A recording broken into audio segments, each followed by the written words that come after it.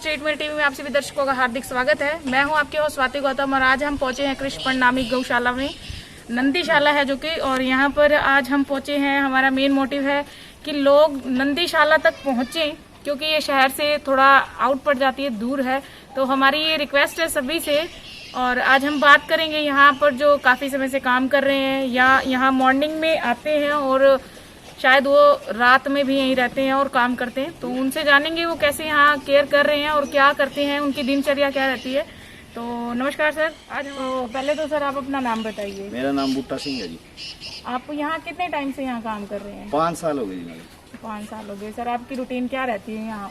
Routine मान लो 5 साल के अंदर रूटीन ही है मैडम। सुबह से आप मतलब किस टाइम से शुरू होते हैं और रात को? सुबह मैडम जी टाइम तो मैडम जी है ही नहीं है नंदीशाला का। ये टाइम तक कोई कह नहीं सकते। टाइम की बात करनी भाई, टाइम का तो कोई लिमिट ही नहीं है जी।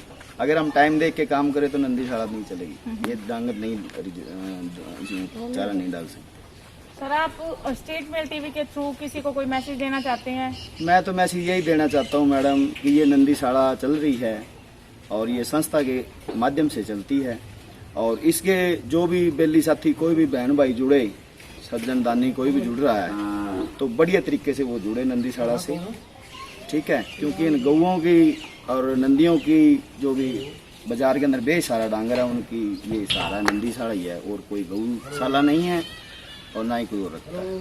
सर यहाँ पे कितनी एक गौ है इस टाइम पे? जैसे यहाँ मैडम अभी 1600 के ऊपर डांगर हैं, लेकिन काउंटिंग नहीं की है। 1600 से प्लस ही हैं, कम नहीं है। तो उनके लिए जो चारा और ये आपने तूड़ी वगैरह रखी हुई कहाँ से आता है?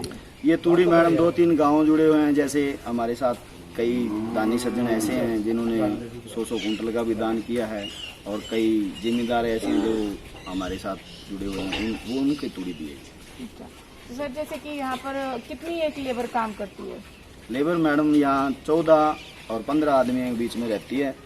कभी कभी जो किसी को बीमार कोई काम हो जाता है उसमें कम ज़्यादा भी बंदे हो जाते हैं। जैसे कि सर अभी इस टाइम पे यहाँ पर बारिश का मौसम था, यहाँ काफ़ी कीचड़ हुआ पड़ा है, तो उसके लिए आप कोई अपील करना चाहेंगे सरकार से, गवर्नमेंट से? मैडम बारिश के लिए तो अपील किससे करें? अब जैसे कि हम यहाँ देख रहे हैं सर, ये कीचड़ है, हो सकता है कि आपने गाय छोड़ी यहाँ पर या गाय बाहर है, फिसलने से या गिरने से उसकी कुछ भी हो सकता है, उसको चोट भी लग सकती है, वो मर भी सकती है, तो उसके लिए आप कुछ बोलना चाहेंगे? मैडम जी पक्की जगह है, पक्की जगह के ऊपर जैसे भी कोई भी डांगर पशु भागने से या किसी से लड़ने से पशु से, पशु लड़ते हैं तो इससे गिरने से गिर जाते हैं पशु, कहीं भी चोट भी लग सकते हैं, तगड़े मुर्दे की बात होती है। तो इसके अंदर कोई नहीं कुछ कर सकता, ना तो इसके अंदर सरकार कर सकती है, ना इसके अंदर संस्था कर सकती है। क्यों ये बांध के तो रखे नहीं हुए पशु। जैसे कि अभी हमने देखा कि जैसे आपने चारा उनको डाला तो गाय एक दूसरे से लड़ रही थी। अगर इस कंडीशन में गाय मर जाती है तो फिर आप उसको क्या करते हैं? उसको दबाते हैं या जलाते हैं? मैडम जलाई तो नहीं जाती, लेकिन कभी ये मृत्यु वाले हमारे पास आपकी गाड़ी लगी हुई है, पूरे शहर के डांगर ये उठाते हैं। लेकिन जैसे डांगर दब के मरना वो खुद दानियों की कमी, अपनी आप की कमी होती है। जैसे मेरी कमी लगा लो, इस कमी से क्यों मैंने एक जगह एक इकट्ठा एक ठाण में घेर दिया, तो वो सारे डांगर आएंगे हरे को देख के, तो वो सारे इकट्ठे होंगे। इकट्ठे होने की बजाय क्योंकि जो हल्का डांगर या मुर्दा डांगर होता है वो तकड़ा उसको दबा लेता है, इसीलिए वो डांगर बैठ जाता, फिर वो बहाल नहीं होता। इनके अंदर 100 से 100% सभी जो नंदी हैं ये शहर से हमारे को लाए हुए हैं, इनके अंदर सबके अंदर पोलोथीन है। इतना इनका सर्कल है, ये कम जा खा लिया तो ये बैठ के, ज़्यादा खा लिया तो बैठ गया। मेन मकसद इनका मैडम जी पोलोथीन। तो इसके लिए कोई मुहिम आपने चलाई है या आप जो यहाँ पे बड़े हैं, जो आप कह रहे हैं कि इनकी जो देखभाल करते हैं, उन्होंने कोई इनके लिए कुछ अवेलेबल करवाया भी इस तरीके, मतलब जो इनके अंदर पॉलीथीन है? अब जैसे कि इंसान बीमार होता है तो उसका कोई ना कोई ट्रीटमेंट होता है, तो इनके ट्रीटमेंट के लिए कोई उन्होंने? मैडम जी इनका ट्रीटमेंट जैसे किसी को बुखार है, जैसे किसी का दस्त लग गई या किसी को और दिक्कत होगी, चोट पेट लगी, उसका तो ट्रीटमेंट देखो होता है। लेकिन जो इनके पेट के अंदर, आंत के अंदर जो पोलोथीन है उसका कोई ट्रीटमेंट नहीं, उसका कोई ट्रीटमेंट, क्योंकि इनका ऑपरेशन होना चाहिए। ऑपरेशन होने के बावजूद ये ठीक हो सकता है, लेकिन ऑपरेशन इतने पशुओं का कैसे होगा? कैसे ऑपरेशन भी हो जाएगा, फिर इनको रखा कैसे जाएगा? ये बात।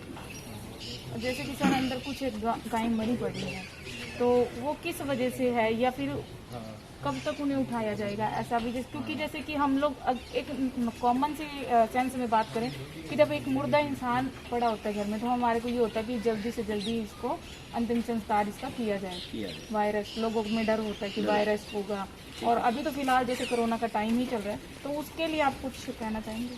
मैडम, मैं उसके लिए ये बात कहता हूँ, कभी मौत का देखो कोई टाइम नहीं है, वो कभी भी आ सकती है। ये गाड़ी आपके सामने अभी आई है, ये सुबह डांगरी लेके गई, अब आई है। अब जो पशु अभी थोड़ी देर में मरे हैं तो वो सुबह ही उठेंगे, अब तो ये उठ नहीं सकते। ठीक है, ये बात है। आप हमारे शहर वासियों से कोई अपील करना चाहेंगे? मैं तो शहर वासियों से यही अपील करता हूँ भी कोई भी कचरा या कोई सब्जी है या कोई रोटी डालता है, वो पोलोथीन में डाल के ना फेंकें, क्योंकि ये पोलोथीन ही इन पशुओं की मौत का कारण है। और अगर जो कोई भी दानवीर कोई भी कैसा भी कोई डाल रहा है तो वो उसको ढंग तरीके से डाले। बहुत बढ़िया बात कही आपने। तो अभी जैसे कि हमारे साथ भैया थे, उन्होंने बहुत यहाँ के बारे में हमें जानकारी दी, और यहाँ पर सेवादार हैं जो यहाँ सेवा करने आती हैं, सोनिया मुखीजा, उनसे बात करते हैं कि वो क्या मैसेज देना चाहेंगी सभी को। जय गौ माता, जय गोपाल। मैं यही मैसेज देना चाहूँगी कि हमारे ठाकुर जी ने भी गौआं चराई थी, और हम तो इंसान हैं, हमारा भी फर्ज बनता है कि हमारी गौ माता की सेवा हो। हमारे हिंदू धर्म में गौ माता की सेवा की जाती है। तो जैसे शहरवासी हैं तो कुछ लोग यहाँ नहीं पहुँच पाते, कुछ लोगों को पता नहीं है कि यहाँ नंदीशाला है। क्यों, शहर से जितने भी नंदी हैं, गायें पकड़े जाते हैं, जहाँ बीमार है तो वो यहीं पे लाए जाते हैं। तो यहाँ लोग आ तो रहे हैं, मतलब चारा यहाँ पे कम आता है, सेवा हो रही है।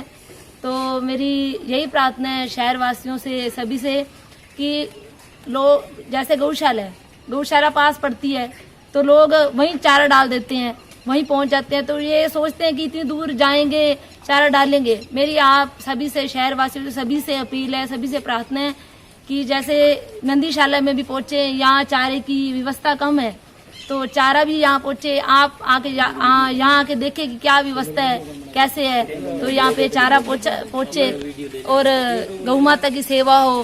सभी ज़्यादा से ज़्यादा यहाँ पर पहुंचे और चारा यहाँ पहुंचे और बीमार पशुओं की सेवा करें। यहाँ आकर पता चले कि कैसे सेवा होती है, कैसे नहीं। जैसे हम आते हैं यहाँ, बीमार पशु होते हैं, उनके लिए दवाई भी लगानी पड़ती है, तो उनकी देखभाल करते हैं। तो ये करने वाले तो ठाकुर जी, हम तो क्या कर सकते हैं। तो फिर भी हम यही प्रार्थना करते हैं कि शहरवासियों से कि यहाँ भी आए, यहाँ चारे की व्यवस्था कम है, यहाँ चारा पहुँचे। बस मैं यही प्रार्थना। ये थी हमारे साथ सोनिया मुखीजा, जिन्होंने अपने दिल की बात कही। और मैं भी अपील करना चाहूंगी कि ज़्यादा से ज़्यादा संख्या में यहाँ पहुँचे और यहाँ सेवा करें, चारा दान दें और अपना भाग्य संवारें। और जैसे कि सभी जानते हैं कि हमारे जो कृष्ण थे, उन्होंने गौएं चराई हैं। हम चरा नहीं सकते, हम उनकी सेवा जरूर कर सकते हैं। तो यहाँ पर आएँ और अपना कुछ समय जरूर दें। और इसी के साथ बने रहिए स्टेट मेल टीवी के साथ। हम कल फिर हाजिर होंगे नई खबरों के साथ, नई बातों के साथ। नमस्कार।